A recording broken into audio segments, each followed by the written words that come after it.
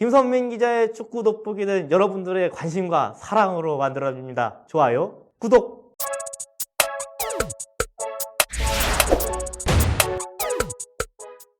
안녕하세요. 김선민 기자의 축구 돋보기 시간입니다. K리그 37라운드 인천 유나이티드의 홈에서 펼쳐진 상주 상무와의 경기에 대한 전술 분석을 진행해 보겠습니다. 바로 시작할게요. 인천 유나이티드는 이 경기에서 4-2-3-1 포메이션을 사용을 했습니다. 반면 상주 상무는 보시는 대로 3-4-3에 가까운 포메이션을 사용을 했는데요. 3백을 사용하면서 상주 상무 입장에서 부담스러운 무고사라는 특급 공격수에 대한 부담을 완화시켜주는 모습을 보여줬습니다. 인천 유나이티드는 4-2-3-1 중에서 3, 그 중에서 가운데 공격형 미드필더에 지현학 선수를 배치를 시키고 앞에 무고사 선수를 배치를 시켰는데 무고사 선수와 지현학 선수의 움직임을 경기 영상에서 잘 보시면은 공격형 미드필더인 지현학 선수가 마치 토빈 무고사 선수와 역할이 바뀐 듯한 모습을 자주 볼 수 있었습니다. 이는 무고사 선수가 강인한 피지컬을 가진 선수인 만큼 앞에서 볼을 따내면서 그 배후 침투를 지현학 선수가 행했다, 이렇게 볼 수 있겠습니다. 마치 AS 로마의 에딘 제코 선수나 토트넘의 해리 케인과 같은 역할을 했다고 볼 수 있겠습니다. 무고사 선수가요. 수비 시에는 공격형 미드필더인 이제 지현학 선수가 내려가서 수비 가담을 도와주지만 이제 공격 시에는 오히려 톱 자리에 지현학 선수 역할을 맡고 있다, 그렇게 볼 수 있겠습니다. 그리고 이 시간 동안 이 무고사 선수가 지켜주는 동안 지현학 선수뿐만이 아니라 양옆에 윙에 자리 잡고 있는 명준재, 지현학 선수 등이 함께 배후 공간을 침투하는 그런 모습을 통해서 공격 전개를 하는 모습도 기대할 수 있겠습니다. 그 밑에 두 명의 미드필더로는 김도혁과 마하지 선수가 섰는데요. 김도혁 선수가 상대적으로 공격적인 역할을 맡은 반면에 마하지 선수는 포백 보호에 좀 더 치중하는 모습을 보이면서 공수의 밸런스를 맞추는 모습을 보였습니다. 다만 이제 미드필더가 둘이다 보니까 상주 상무의 3톱과 4명의 미드필더에 의한 압박에 상당히 고전을 많이 하는 모습을 보였습니다. 실제 경기에서 보면은 양상은 이렇게 펼쳐졌습니다. 이 가운데에 있는 두 명이 인천 유나이티드의 중앙 미드필더인 김도혁과 이제 마하지 선수였는데요. 보시는 바와 같이 상주 상무의 두 명의 미드필더가 압박을 가하고 앞에 있는 최전방 선수들 뿐만이 아니라 윙백에 존재하는 상주 상무 선수들이 전방위적으로 강한 압박을 경기 초반부터 진행하는 모습을 확인할 수 있었습니다.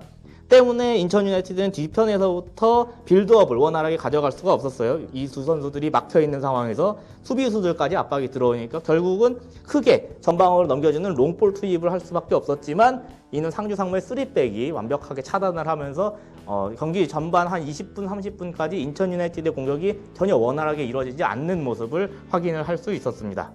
이와 같이 빌드업 상황이 여의치 않자 유상철 감독은 인천 유나이티드 선수들에게 전체적으로 라인을 끌어올리라는 주문을 했습니다. 이는 경기 영상에서도 확인을 할 수가 있는데요. 라인을 전체적으로 끌어올리면 오히려 이 상주 상무의 공격수들에게 뒷공간을 허용하는 게 아니냐라는 의뢰를 하실 수 있지만 오히려 라인을 전체적으로 끌어올리면서 중앙 미드필더와 수비수 사이 그리고 공격진 사이의 전체적인 거리를 좁힘을 통해서 조금 더 원활한 숫자 싸움을 할 수 있게끔 공간을 만드는 효과를 가져갈 수 있었죠. 뿐만 아니라 공격수 측에서도 이제 인천 유나이티드 쪽에서도 적극적으로 상주 상무의 수비 진영을 압박을 할 수 있게 됨을 통해서 상주 상무 선수들의 수비 실책을 많이 유도하는 모습을 보이기도 했습니다. 이와 같은 전술 변화를 통해서 상주 상무와 인천 유나이티드가 1진1퇴 공방을 거듭하는 동안에 이제 인천 유나이티드의 유상철 감독 측에서 먼저 전술적인 변화를 가져가게 됩니다. 먼저 이제 이 좌측에 있는 인천 유나이티드 명준재 선수와 김호남 선수 사이에 먼저 역할을 먼저 말씀을 드려야 될 것 같은데, 김호남 선수는 좌측에 있는 명준재 선수에 비해서는 전반부터 상당히 아래 위로 많이 움직이면서 수비 가담을 열심히 해주는 모습을 자주 확인을 할 수가 있었는데요. 지나치게 오버페이스가 아닌가 하는 생각이 들었지만 나중에 다시 복귀를 하고 보니까 이거 유상철 감독의 경기 초반부터 전략적인 지시가 있었다라고 보여집니다. 결국 이제 후반 66분경에 이제 김호남 선수가 이제 인천 유나이티드 문창진 선수와 이제 교체가 되면서 전술적인 역할 변경이 이뤄집니다. 최초의 공격형 미드필더로 나섰던 지현학 선수가 우측으로 움직이고요. 새로 투입된 문창진 선수가 아까까지 지현학 선수가 맡고 있던 공격형 미드필더 자리로 옮겨지는 모습을 확인을 할 수가 있었습니다. 이 길을 통해 문창진 선수는 공격형 미드필더 자리에서 조금 더 자유로운 움직임과 강한 슈팅을 가져갈 수 있게끔 만들었고, 체력적으로 더 우위에 있다 보니까 상주 상무의 수비진들에 대한 압박을 더 거세게 가져갈 수가 있었고요. 뿐만 아니라 지현학 선수가 오른쪽 윙어로 배치가 되면서 질 좋은 크로스를 이제 올릴 수 있는 오른발 킥 능력이 상당히 좋은 이제 지현학 선수다 보니까요. 무고사 선수에 대한 한 번에 이어지는 크로스도 이제 공격 무기의 하나로 삼을 수 있게 됐다. 그렇게 볼 수 있겠습니다. 그리고 결국 이 교체로 통한 전략적 변경이 첫 번째 골을 넣게 되는 하나의 승부수로 작용이 되게 되는데요.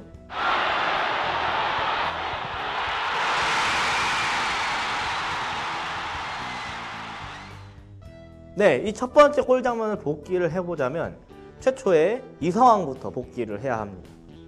먼저 이 상황은 상주 상무의 선수들이 공을 잡고 공격을 나서고 있던 상황이었습니다.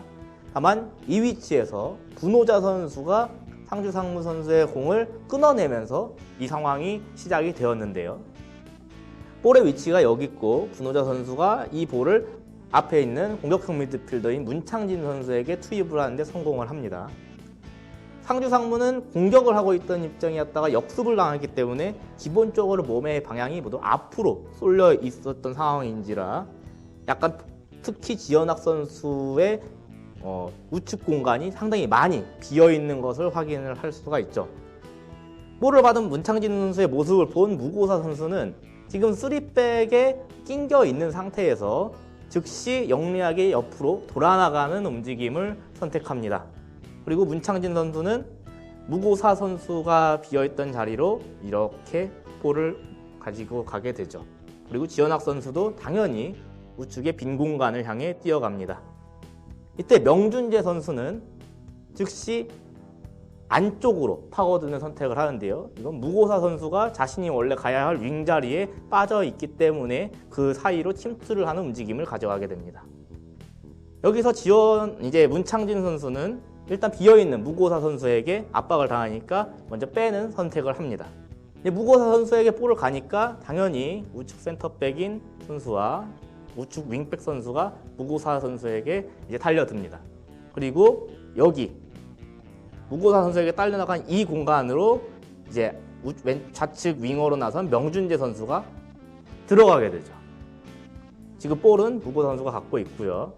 이쪽으로 파고드니까 상주 상무의 센터백 하나가 이 공간을 커버하기 위해서 명준재 선수에게 따라붙게 됩니다. 그리고 마지막 3백 일원 중 하나인 선수는 지현학 선수가 우측 공간을 파고드는 것을 견제하기 위해서 같이 견제를 하게 됩니다. 자연스럽게 공격형 미드필더인 문창진 선수의 앞이 뻥 뚫리게 되는 것이죠. 이렇게 딸려 나갔으니까요. 무고사 선수가 갖고 있던 볼이 바로 이 지역으로 투입이 되면서 문창진 선수가 사실상 골키퍼와의 1대1 상황을 맞게 되며 골을 터뜨리게 됩니다. 결국 지현학 선수를 우측 윙어로 롤을 변경시키고 문창진 선수를 공격형 미드필더로 투입시키는 이 전술적 변화가 통용됐다라고 볼 수 있겠습니다. 자, 이렇게 선취골을 넣게 된 인천은 즉시 케힌대 선수를 좌측 윙어였던 명준재 선수를 대신에 투입을 시킵니다. 케힌대 선수는 굉장히 피지컬이 뛰어난 공격수로 무고사 선수의 옆에서 함께 투톱을 형성을 하면서 아까까지 공격형 미드필더로 투입되어 있던 이제 문창진 선수가 좌측 윙어로, 그리고 그대로 지현학 선수가 우측 윙어로 변경이 되어서 4-4-2 포메이션이 됩니다. 이렇게 4-4-2 포메이션으로 변경을 할 것은 사실 선취점이 들어가기 전부터 계획이 되어 있었던 것 같은데요. 케인대 선수가 그 전부터 몸을 풀고 있었거든요. 이를 통해 오른쪽 발을 잘 쓰는 지현학 선수와 왼발을 잘 쓰는 이제 문창진 선수가 투톱, 이제 피지컬이 좋은, 제공권이 좋은 투톱에게 크로스 플레이를 통해서 직접적으로 득점을 노리는 상황을 연출하려 했던 것으로 보입니다. 다만 이 경우는 이미 선취점을 넣은 상태이기도 했기에 새로운 공격수 투입은 이제 상주 상무의 지친 센터백들과 중앙 미드필더에게 조금 더 큰 압박감으로 다가올 수 있는 그런 수비적인 이점도 가져다 주었습니다. 투입을 할 때 보니까 코칭 스태프의 손짓을 보니까 이렇게 손짓을 하더라고요. 이것은 케인대에게 무고사와 짝을 이뤄서 무고사에게 롱볼이 투입돼서 무고사가 볼을 받을 때는 너가 여기에서 마무리를 지어라. 혹은 이제 케인대에게 롱볼이 투입됐을 경우 너가 받아서 무고사에게 줘라. 이런 식의 전술적인 지시였던 것으로 보입니다. 그리고 이 전술적 변화도 바로 통용이 되었는데요.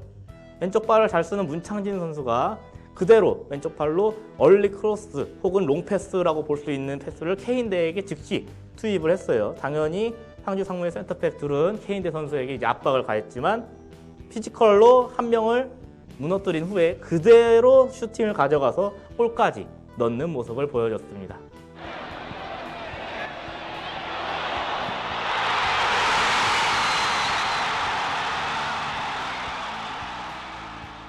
경기는 이렇게 2대 0으로 마무리가 됐는데요. 결국 유상철 감독의 이제 전술적인 변화, 상황에 따른 전술적인 변화와 사전 준비가 상주 상무의 빼어났던 압박 그리고 수비적 전술을 무너뜨렸다. 이렇게 평가할 수 있는 경기였습니다. 예, 이상으로 K리그 37라운드 인천 유나이티드의 홈에서 펼쳐진 상주 상무의 경기 전술 분석을 모두 마쳤습니다.